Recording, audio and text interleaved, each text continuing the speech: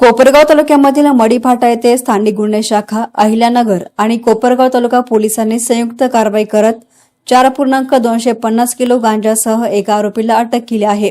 या कारवाईत एकूण 1,06,750 रुपयांचा मुद्देमाल जप्त करण्यात आलाय।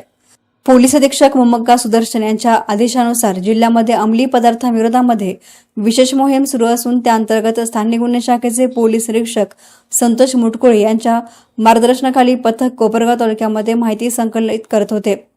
या प्रसंगी गुप्त बातमीदारामार्फत दत्तू रतन महाजन वय वर्ष 45 राहणार सुरेगाव तालुका कोपरगाव याला नाशिक येथील 2 अनोळखी व्यक्ती गांजा विक्रीसाठी येणार असल्याची माहिती पोलिसांना मिळाली। त्यानुसार कोपरगाव तालुका पोलीस ठाण्याचे पोलीस निरीक्षक संभाजी गायकवाड यांच्या सहकार्याने मडीफाटा येथे सापळा रचण्यात आला।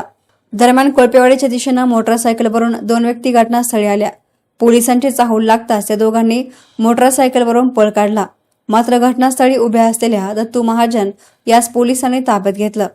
त्याची झडती घेतली असता त्याच्याकडील पिशवीमध्ये 4.250 किलो गांजा आढळून आला। या कारवाईत 1,06,250 रुपयांचा गांजा आणि 500 रुपयांचा मोबाईल असा एकूण 1,06,750 रुपयांचा मुद्देमाल जप्त करण्यात आलाय। या प्रकरणी स्थानिक गुन्हे शाखेचे पोलीस अंमलदार भीमराज खरसे यांच्या फिर्यादीवरून कोपरगाव तालुका पोलिसात गुन्हा दाखल करण्यात आला असून NPDS कायदा 1985 अंतर्गत कलम 8 क 20 ब 2 ब प्रमाणे गुन्हा दाखल करण्यात आला आहे। तर पुढील तपास कोपरगाव तालुका पोलीस करत आहेत। एसना मीडियासाठी प्रतिनिधी युसुफ रंगढेज, कोपरगाव।